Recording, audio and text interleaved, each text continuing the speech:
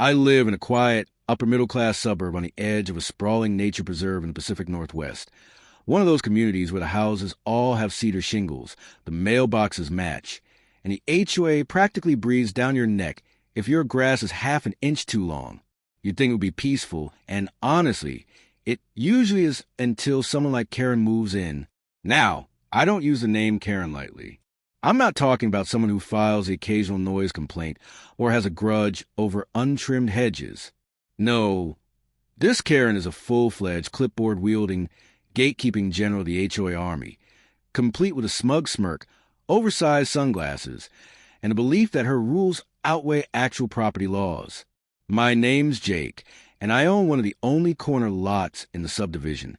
It backs right up to a shared community green space that technically belongs to the HOA, but the easement and access gate are located squarely on my property.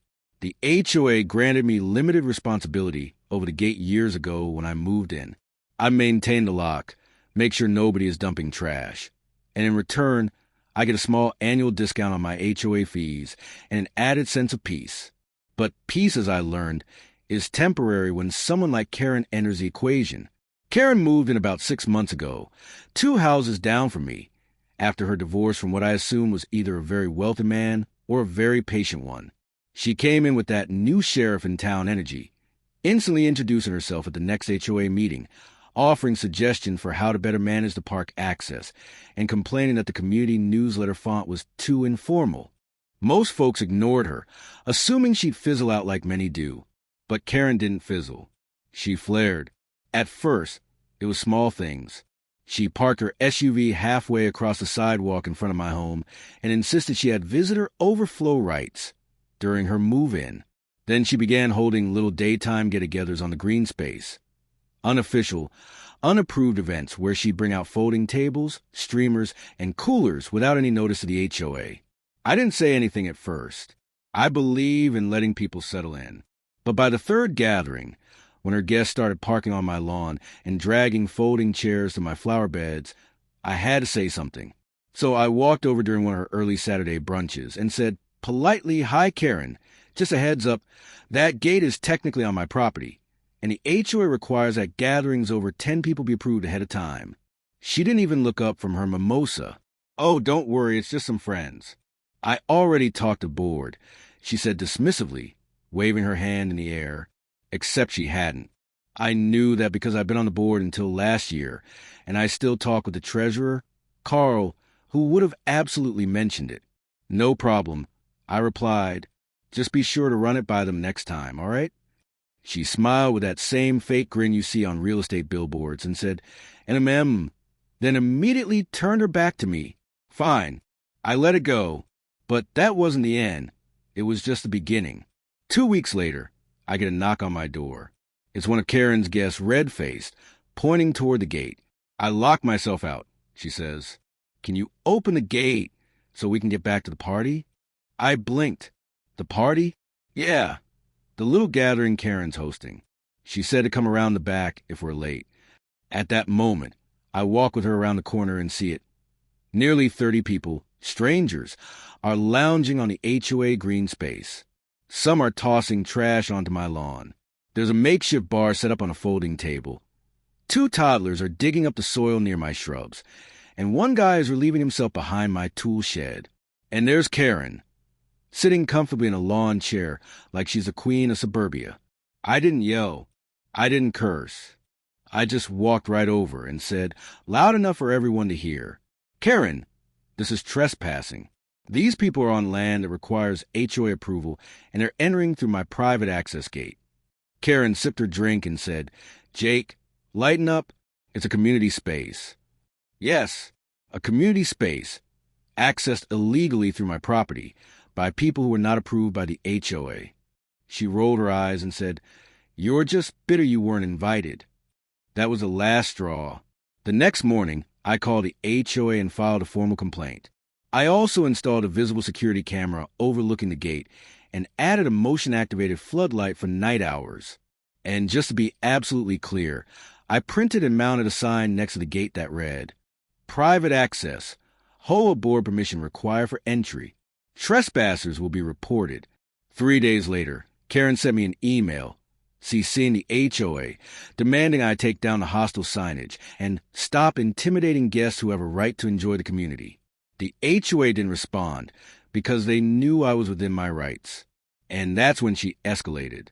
2 days after that, I noticed fresh tire tracks on my lawn again. I checked the camera footage.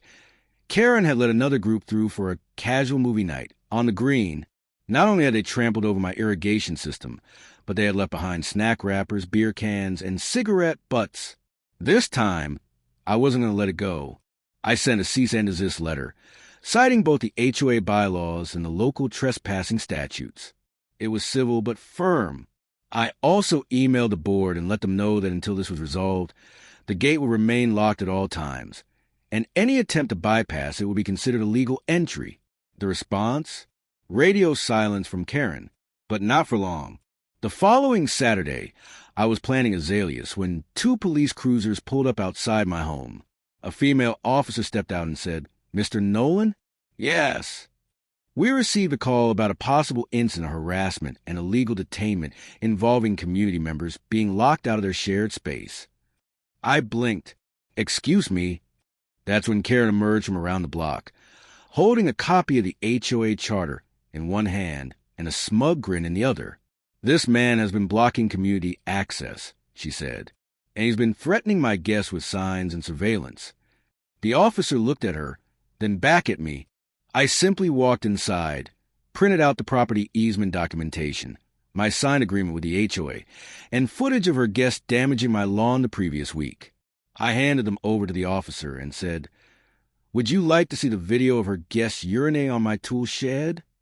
The officer sighed, took the papers, and said, "We'll be in touch." Karen's smug look faded quickly. She had no idea what she just triggered, and I had no idea how wild it was about to get. After the police left that day, I expected things to settle down. I thought maybe, just maybe, Karen would back off now that the law was involved. I mean, most rational people would take the hint after the cops show up and you're caught lying about community access. But Karen wasn't rational. She was entitled. And in her mind, the only thing worse than being told no was being told no by a man she couldn't control. That night, I noticed something subtle but telling. The lock on my access gate had fresh scratches near the keyhole. It wasn't broken, but someone had clearly tried to pick it or jam something inside. I checked the footage on my security camera. At exactly 2:17 a.m., a hooded figure approached the gate, fiddled with it for about a minute, then hurried off. The footage wasn't clear enough to make a direct accusation, but I had my suspicions. And when I sent a screenshot to the HOA board with formal complaint, one board member replied, "We've seen enough. We'll be holding an emergency session to review Karen's recent behavior." I should have felt relieved, but instead I braced myself because I knew Karen wasn't going down without a fight. 2 days later, I came home to find a printed flyer stuffed into my mailbox and taped to my door. The headline? Urgent Community Alert. Private property blocking shared access. Is this who we want living here? It was a full-page smear job, written in bold fonts and passive-aggressive language, accusing me of abusing my gate privilege, targeting neighbors unfairly, and using law enforcement to bully the community. At the bottom, in fine print, it even suggested that certain residents may have military-style surveillance setups and were possibly filming children without consent. That crossed a line, implying that I was some kind of threat to kids in the neighborhood. That's not just petty, that's slanderous. So I did what Karen probably didn't expect. I didn't yell. I didn't go door to door defending myself. I didn't rip the flyers down. Instead, I printed one of my own. Professional, factual, calm. It read, "Fact check. The access gate at Lot 38 is on private property. Usage of the green space must be approved by the HOA board. Recent trespassing and vandalism incidents have been documented and submitted to local law enforcement. We welcome respectful neighbors. Trespassers will be prosecuted." I added a QR code that linked directly to the county website showing my property line and the easement agreement. Then I laminated 20 copies and handed them out at the next HOA meeting. That's when Karen's tantrum went nuclear. During the meeting, Karen stood up mid-agenda, waving one of my flyers like it was evidence in a trial. She accused me loudly of creating a hostile environment and demanded I be fined for spreading misinformation. Misinformation? I asked, calmly standing. I sourced my flyer from county records. Would you like to challenge it? The room went dead silent. Carl, the HOA treasurer, cleared his throat and said, Karen, he's not wrong. We reviewed the documents. Her face turned the shade of a microwave tomato. He's weaponizing the HOA, she shouted. He's trying to keep people out of their own neighborhood. Another neighbor piped up. Karen, this isn't your backyard. If you want to throw private parties, do it on your own lot. A few others nodded. One even clapped. Karen stormed out. The next day, her retaliation escalated once again, but this time it went beyond petty. I woke up to find 2 code violation citations taped to my front door. One was for excessive security lighting disturbing community aesthetics. The other? Improper signage placement, creating an aggressive atmosphere. I knew immediately what had happened. Karen had filed anonymous complaints through the HOA violation portal, hoping to turn the very system I used to protect my land against me. But I wasn't playing defense anymore. I responded by submitting every bit of evidence I had to the HOA board. Timestamps, camera footage, digital logs, eyewitness testimonies, and a formal letter from the local sheriff's office confirming that no violation had occurred on my part during the prior visit. I also spoke directly to a lawyer. Within 72 hours, the board issued a suspension on Karen's board privileges pending review. But that wasn't the part that broke her. That came the next weekend. It was a day of a community open house, a regular event where residents show off landscaping, gardens, or backyard setups. I hadn't planned on participating, but a few neighbors encouraged me to show off the rainwater irrigation system I'd installed, which, ironically, ran beneath the disputed gate. I cleaned up the space, opened the back fence, and even printed a small sign, "Private gate access restored, with HOA approval only." As people walked through, I explained the legal agreement, showed the camera placement, and shared the security measures I'd taken to protect my lawn from further damage. Most people were supportive, curious even. Some said they didn't realize the green space rules were being abused by a single person. And that's when Karen showed up, still fuming, still entitled. But this time, alone, she tried to stir things up, tried to bait me. "Oh, look, Jake's giving a TED Talk on fences," she sneered. I turned and said, "Karen, you're welcome to view the gate just like everyone else. But remember, it's not for unauthorized use." That's when something incredible happened. One of the guests, an older neighbor named Greg, who'd been quiet during all of this, stepped forward and said, "You know, Karen, I've been living here 15 years, and this is the first time I've seen someone try to throw a block party on land they don't own." The crowd chuckled. Karen's face dropped.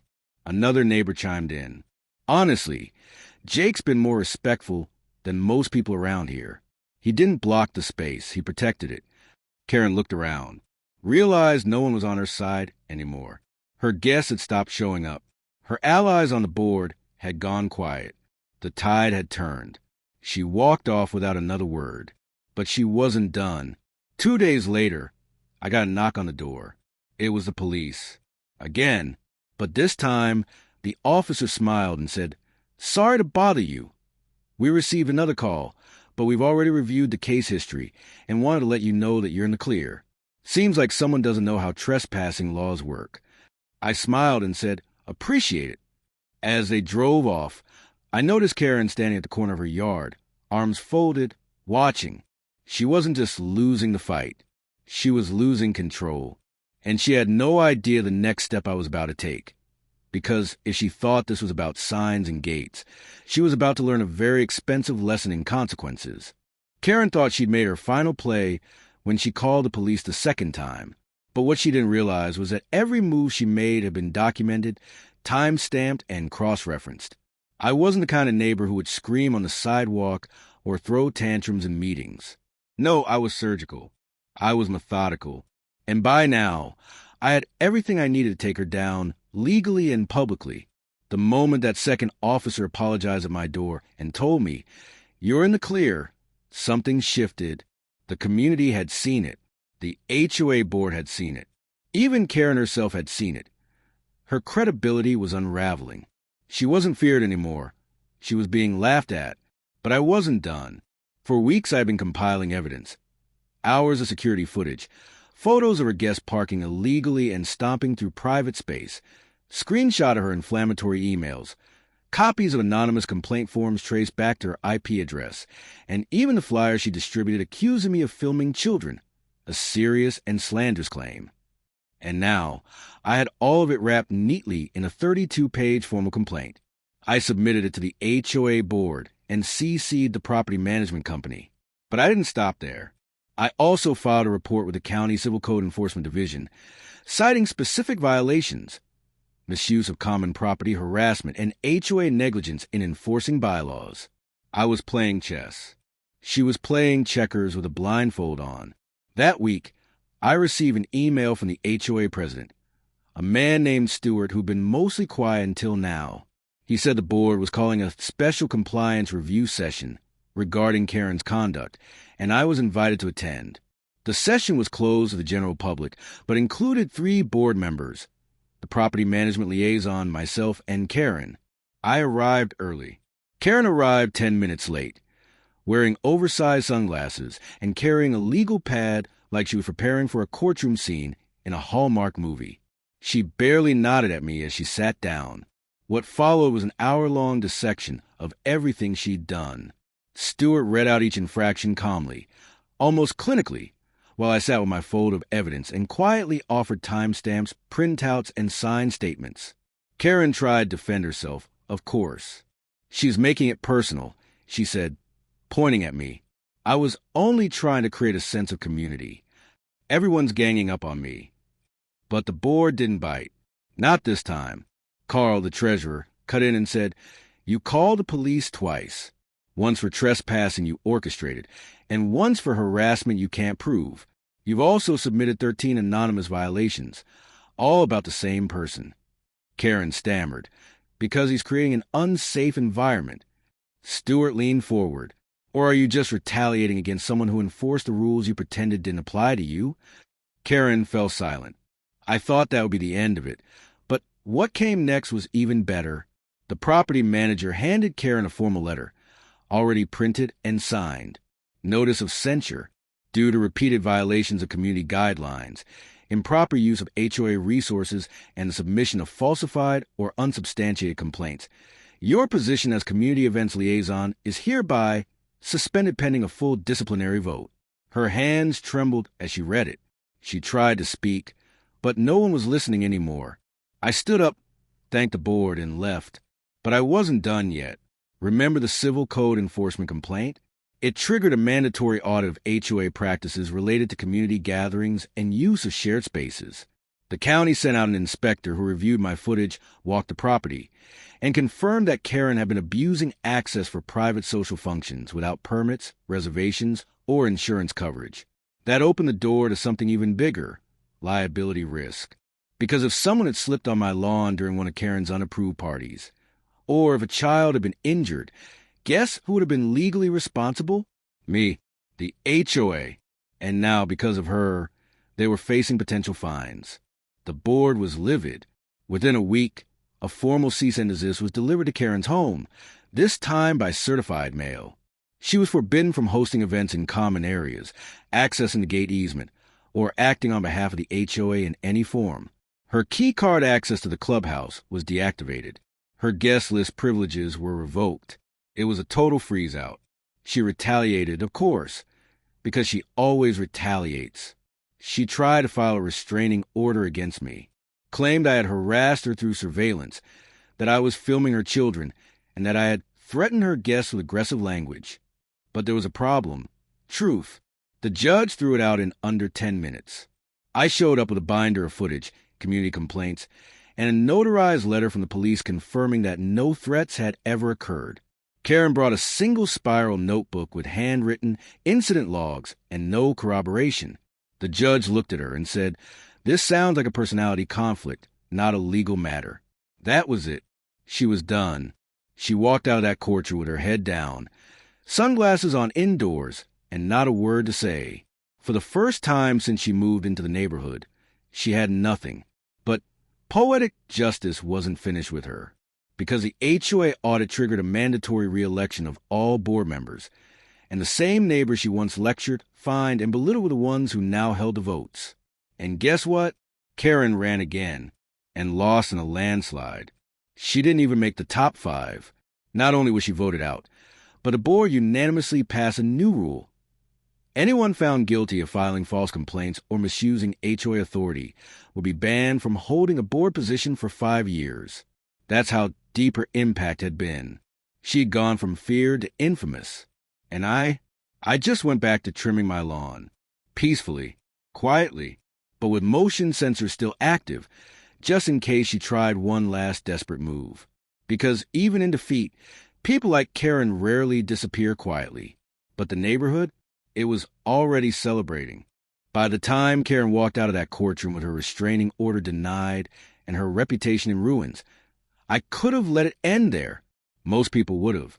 After all, she had already been removed from the HOA board, banned from using common areas without direct approval, and publicly humiliated by her own false complaints. Her social capital in the neighborhood had completely evaporated. She was a woman no one trusted, the punchline of group texts and backyard barbecues. But this wasn't just about personal revenge anymore. It was about principle. About sending a message to every HOA bully who thinks their clipboard gives them more authority than the Constitution. About showing people like Karen that power used carelessly, abusively, has consequences far beyond embarrassment. So I decided it was time to turn everything she'd thrown at me into a permanent lesson. It started with the gate, the very place where this entire battle began. After her second police report and the attempted lock tampering, I had submitted a request to the HOA to formally privatize the easement access gate. My argument was simple. If the gate is on my land, and if the HOA cannot reasonably control abuse of that access, then I, as the property owner, had the right to reallocate its use for the safety and preservation of my property. At first, the board was hesitant, but then the county inspector's report came in, confirming that improper gatherings had caused soil erosion, sprinkler damage, and even led to a minor injury from one of Karen's unsupervised parties.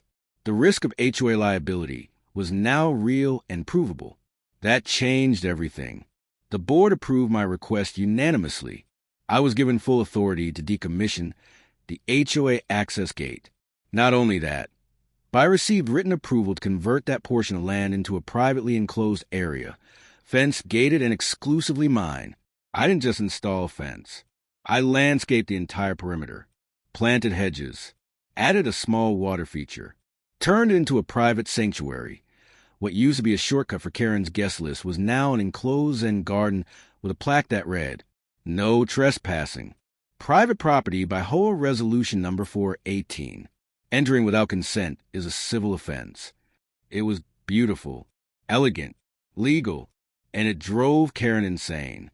2 days after construction ended, I caught her standing on the sidewalk, arms folded, staring at the new enclosure like it was a monument to her defeat. And it was. But I wasn't finished. Remember that flyer she distributed to neighbors?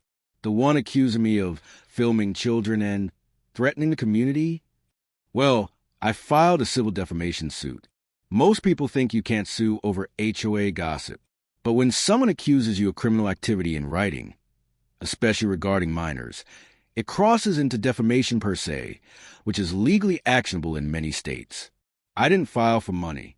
I didn't need it. I filed for a public retraction. Her attorney tried to negotiate behind closed doors. "Let's resolve this quietly," he said. "No need to drag this out." But I declined the offer. I wanted it on record. During the hearing, I presented the flyer, the community complaint logs, the police statements clearing me of wrongdoing, and the HOA's own documentation confirming Karen had lied. The judge didn't take long. He ordered a public written apology to be sent to every resident in the HOA's email newsletter, typed, signed, and distributed within 30 days. And she had to pay my legal fees. When that email landed in the community inbox, I swear I could hear champagne bottles popping on patios across the block. The subject line was unforgettable. Community clarification and apology from Karen, last name. It was short, stiff, and clearly painful for her to write, but it was all I needed. I printed a copy and framed it, hung it right in my garage next to my rake and weed trimmer. But fate wasn't finished twisting the knife. Around that time, a young couple moved into the house across the street. They were quiet at first, just like I had been years earlier. But during one of my morning walks, the new husband flagged me down. "Hey, you're Jake, right?" "Yep," I said. "Welcome to the neighborhood." He glanced over at Karen's house and lowered his voice. "So, what's the deal with her?" I smirked. "You got time?" Turned out, they had already gotten one of Karen's infamous welcome letters, the kind that include a list of expectations and passive-aggressive hints about lawn appearance and trash pickup times.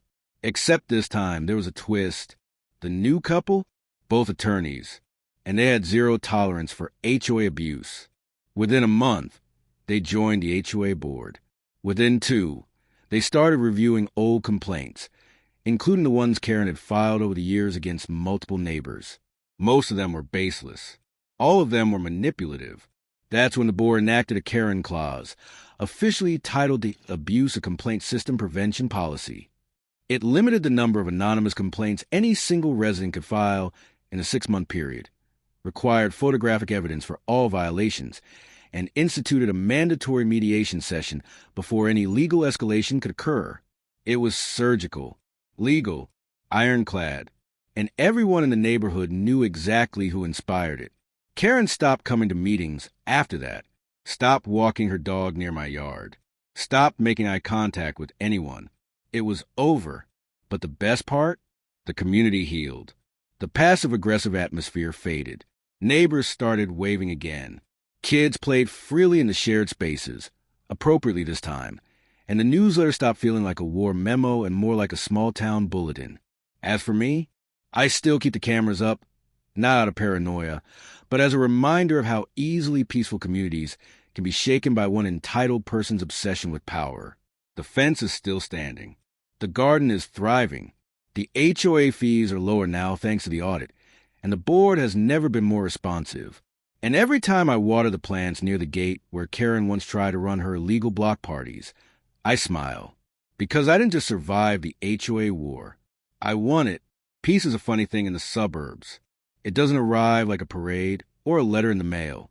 It sneaks in slowly, like the silence after a thunderstorm.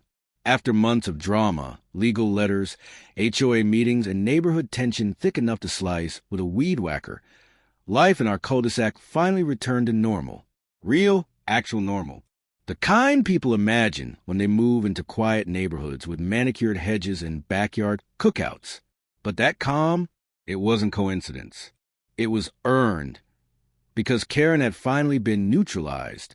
The fallout from her downfall spread far and wide.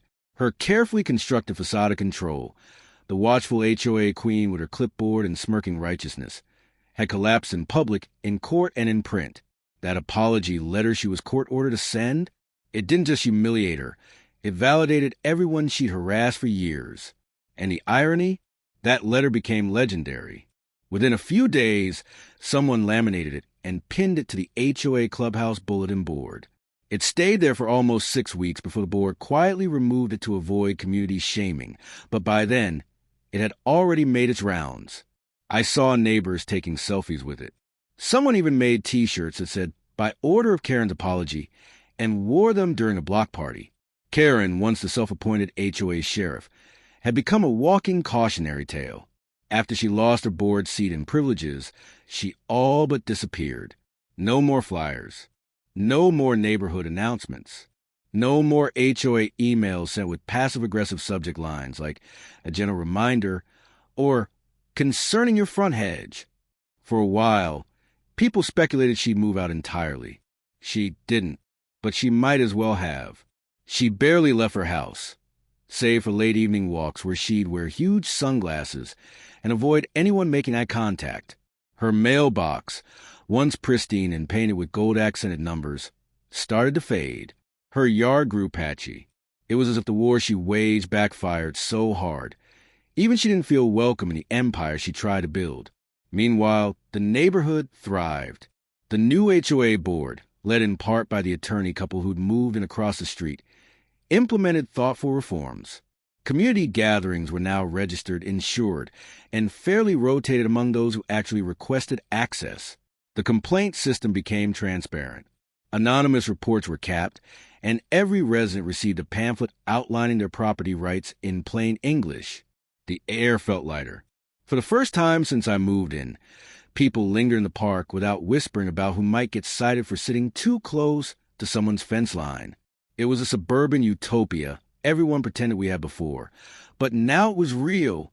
And as for me, I found something unexpected in the aftermath of it all. Respect.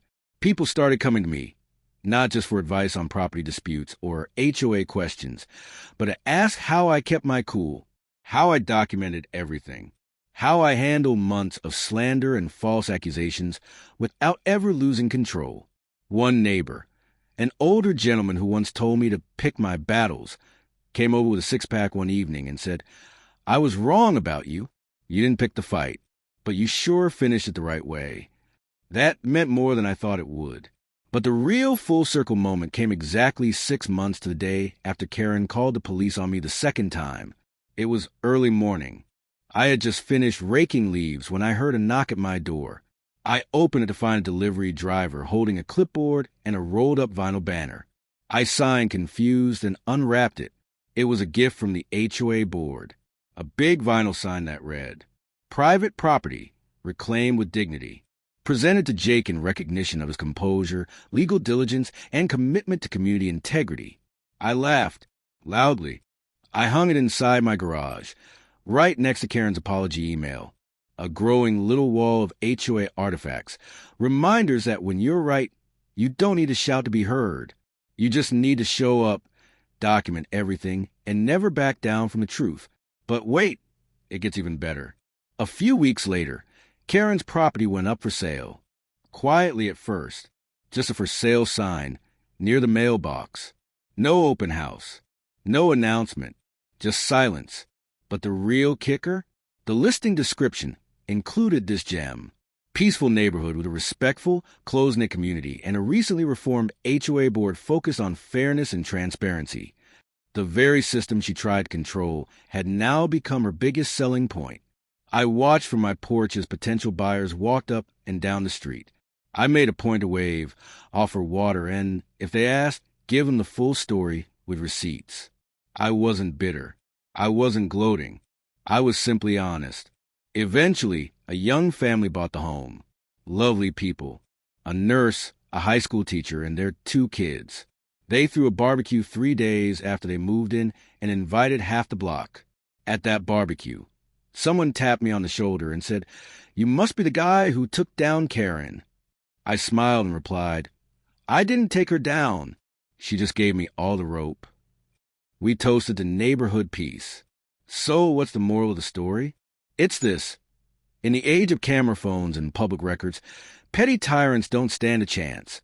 Not when you stay calm, stay factual, and stay patient. Karen thought calling the cops on me would humiliate me. She thought smearing me with lies would turn the neighborhood against me. She thought hiding behind HOA bylaws would give her power. But she forgot one thing. I knew the rules better than she did. And when you play by the rules, even the ones written by people like Karen, you win. Not just in court, not just in the HOA office, but in the eyes of every single neighbor who watched it all unfold. Because when the dust settles and the flyers are torn down and the citations are dismissed, only 2 things really matter: who was right and who kept their dignity. I did both, and the whole neighborhood knows it.